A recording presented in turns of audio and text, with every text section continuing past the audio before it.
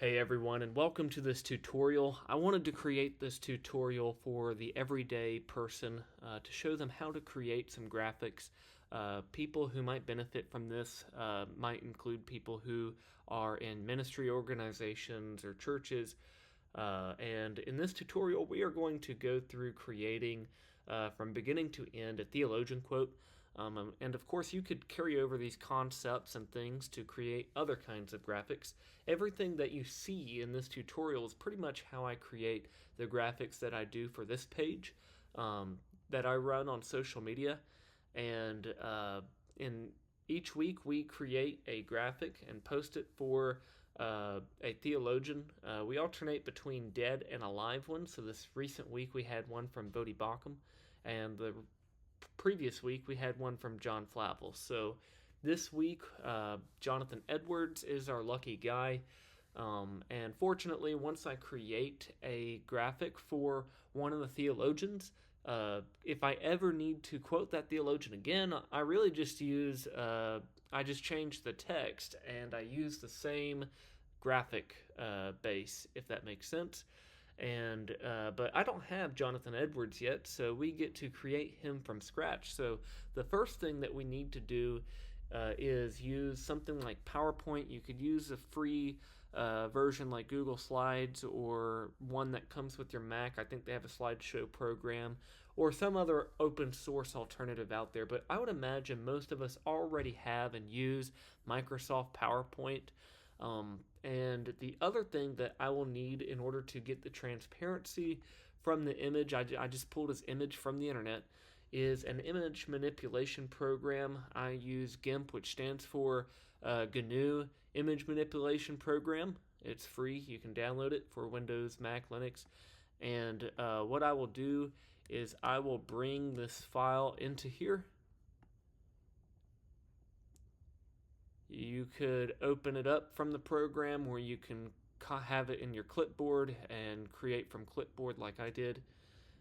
And what I will do is I will go to the eraser, and you can configure the size of the eraser using this, and the hardness. I always set it to 100 for these big first few strokes here. So we need to get a pretty big, just to get the excess out. And then size it down, as you can see here. Now, the neat thing is the Apple iPhone actually can pull out transparencies for you, and it does a pretty good job. But for me, I'm going to reuse this same transparency, and I like high resolution, so I actually like doing it myself manually. And since we'll be reusing the graphic numerous times, I don't mind putting in the work to get a nice transparency. But I'm not going to show you the whole process of this. You get the point.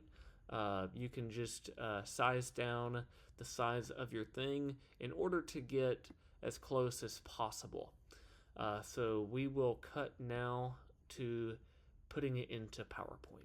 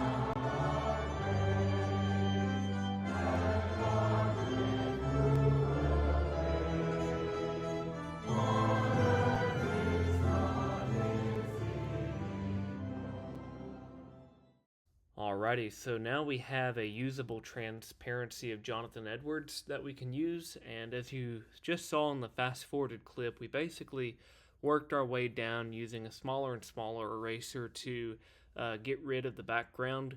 And again, you can play with the size and the hardness settings depending on how you're extracting the image and what kind of background's behind the subject. So Now we have this, we'll just export it out as a PNG file, which has a transparency, unlike JPEG, which does not have a transparency capability. And we will just save that out. And I would also double check, and GIMP with that kind of grid background for the transparency layer, it's not too easy to see, but when you open it up with a solid background like a dark or a light, you can tell if there's any specks or any kind of issues. Usually I have some sort of a few specks that I forgot to erase or just didn't see, and this helps you find those, but this one actually looks pretty good, so we will just use that, and we will bring it into our canvas here that we're using in PowerPoint. From a design perspective, if you're going to have a light background, like if we were to do the color white, you would obviously want to have a contrasting text element in a darker color like black, for example, because if you use a lighter colored text, it's just not really going to stand out well. So the opposite is true, of course. If we were to adopt a black background, which I don't think I'm going to use black for this background. I sort of like this color right here, so I might grab that color to use. We can go to the more color section here. You could paste in a hex color code. If you look up on the internet and you see a particular color that you like, you could grab that hex code and paste it there. You could also use this nifty little ink dropper icon. It basically allows you to grab any kind of color from your screen. So I'm going to take this background's color here, which gives us 28, 28, 28, and voila. Some people would like to actually drop it, this Jonathan Edwards or whoever, in front of a design background. I'll point out Ligoniers, for example. You could have some sort of neat little color shapes like what they do for their quote graphics. Those are great as well.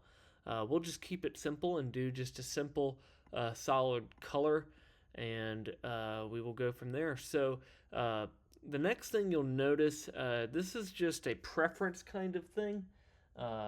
But unfortunately, our crop here, you can tell his arms are sort of cropped off. So you sort of have 2 or 3 options here, and I can show you. One would be to just adjust the cropping of it to get rid of that. So you could bring it up to here, where I think it sort of stops, and work from there. And that sort of works. The other thing that you have to evaluate on is where you want it located. Because of his face head position, I would probably put it here. If I wanted it over here, I could actually just mirror it.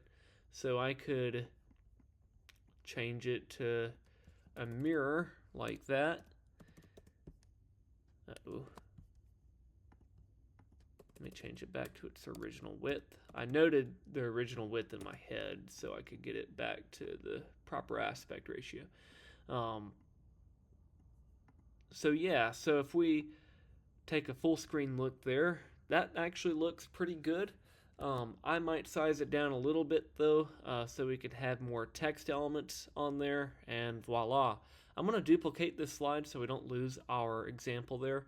I wanted to bring in a different kind of example, which would be adding some sort of bar at the bottom using like a rectangular shape, and start the drawing from here to there.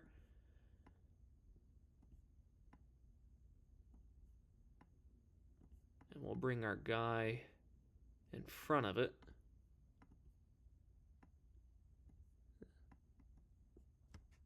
And we can zoom in to try and find where that intersection is. And let's take off the outline. No outline.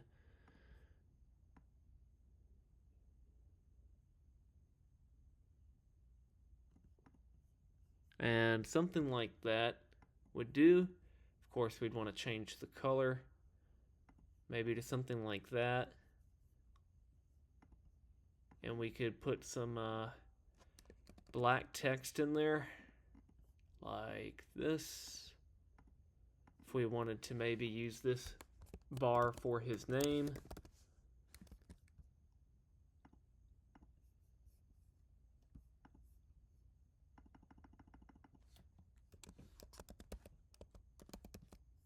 And of course, we can design this better. I'm just showing you an example of how to deal with the cutoff here that you see.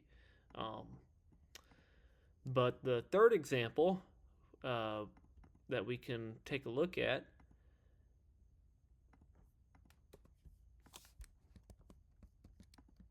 is using a little trick by taking a portion of the image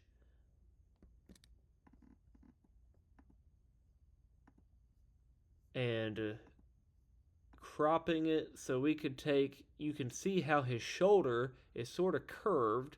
Maybe we could just steal that piece, right? It looks very similar to the rest of his body. Zoom in here to make sure we get as much of that as possible.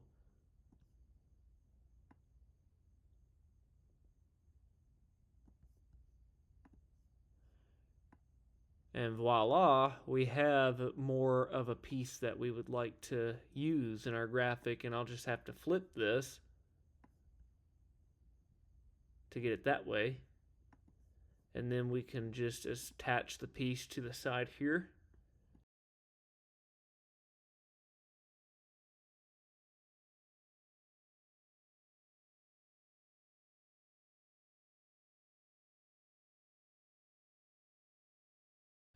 So now we have the three examples of how we can get the theologian, the subject, in the frame, whether it be cropping out that lower part to only get just this top part where there is no sudden cutoff visible, or like we did in the second example, we added a bar to his side. Or 3, we did some fancy schmancy Photoshop within PowerPoint and stole his shoulder piece to put it right here. And if you examine it closely, you could probably tell that that was doctored, but on a screen or whatever that people are going to be viewing this quote on, and I'm also going to have my logo actually right here in the middle, you probably actually wouldn't be able to tell. So I think we did a pretty good job. I like this one personally, so we will go with that.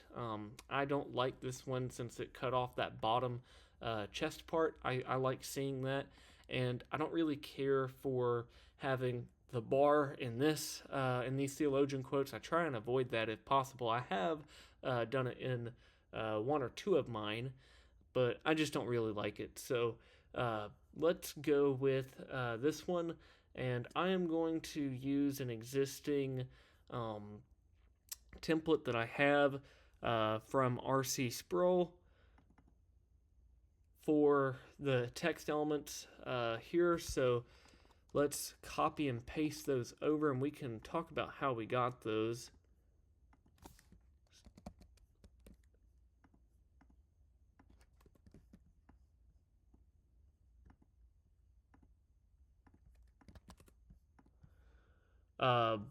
So now that we have these, I like to point out that I have several different texts that I use for my theologian quotes to help vary them from time to time. I sort of like this font, but there are also some other fonts that I have used for the theologian quotes, like this Charles Spurgeon. You can tell that I used this bolder sans serif kind of font. And I also had a bar here that worked out pretty well. Since his thing was cut off, I could have done some fancy image manipulation work to create an artificial arm or shoulder. But with the way this image that I pulled It sort of drastically changes in the light to the dark, so I opted not to do that. And I like the little color difference of this bar in the background, so it worked out pretty okay. So you can get fonts from online. I'm not going to do a tutorial on that. You can look that up, but when you install fonts, you might have to restart your program or whatever in order for it to detect. But you can tell that I have several different fonts here that I have installed that didn't come from with the system, like Axiforma I downloaded, among others. But whatever works best depending on what the graphic is. Obviously, we're doing a nice fancy quote from a theologian who died a long time ago, so we want to use a nice not sans serif, but serif font like this, right? But we also want some diversity. So the name that you see down here for attributing the quote is actually in a different font. So we used a nice sans serif font, the Aptos font. You could do a different one, but we will change out the name there, and we will put our quote here. Now we just need to actually just go find one. Jonathan Edwards. Quotes. Goodreads and AZ quotes. Always saves the day. And, oh wow, I like that quote. I think we all have probably seen this one. The "you contribute nothing to your salvation except the sin that made it necessary." So let's use that. When you're pasting in the text, keep in mind you want to make sure to keep text only. That way, it's only bringing in the text value and none of the formatting from where you were bringing it from.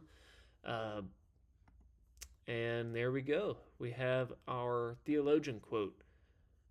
I would say maybe to improve this, we could do something fancy like making the text bigger to take up more of the space and reposition the attribution down here.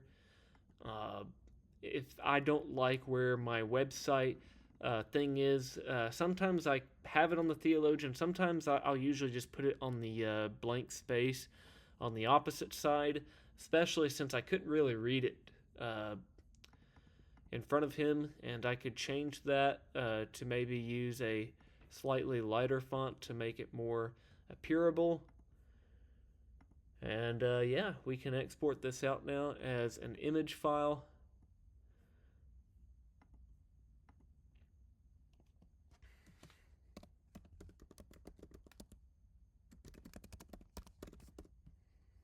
And I'm just going to do this slide.